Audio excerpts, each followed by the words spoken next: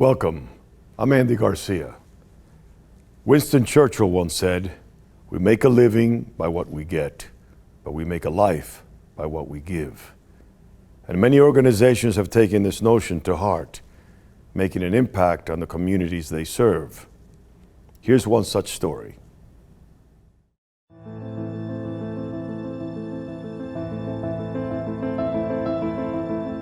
Seven 7% of the United States is Asian American.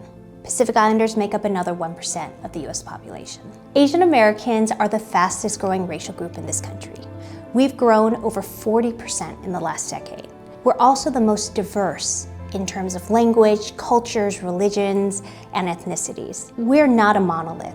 It's impossible to quantify the meaningful contributions of our community, but it's clear that because of us, we are a stronger America. We have been plagued by the stereotypes of being a model minority and also of being the perpetual foreigner. And yet, it is the furthest thing from the truth. We have people that have been here generations, and we have people that have lived here and contributed to this country for decades. And to question their loyalty to this country goes against everything that they stand for. It is something called the forever foreigner myth. It's because we will never look truly American to the eyes of many people in this country, even though they and their ancestors have been here for generations.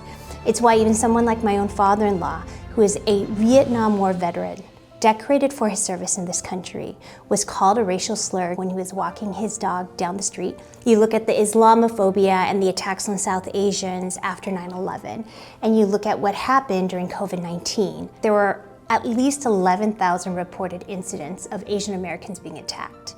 Our community was scapegoated, as politicians would refer to COVID-19 as the China virus, the Wuhan virus, Kung flu. But it's important to note that this is not the first time Asian Americans have been scapegoated in this country.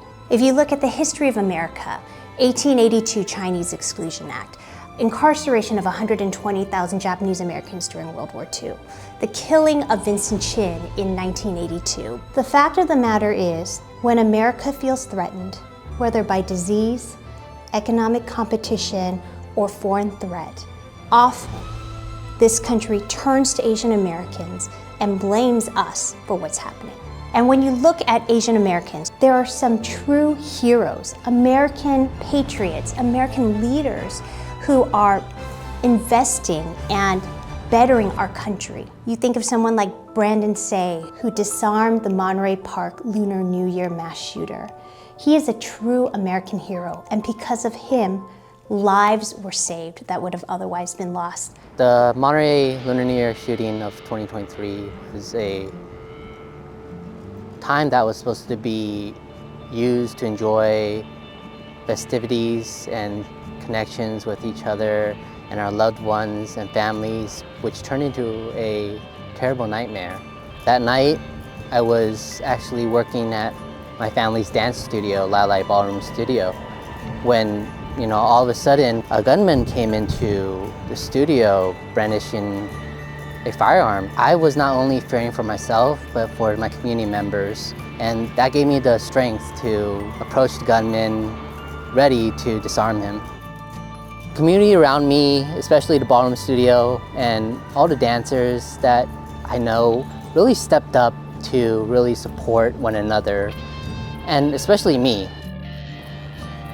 What happened to me happened in a blink of an eye, but we all have the ability to become a hero if we're there to support one another. Thanks for watching. We hope you'll join us next time as we continue to explore the latest developments impacting our lives. I'm Andy Garcia.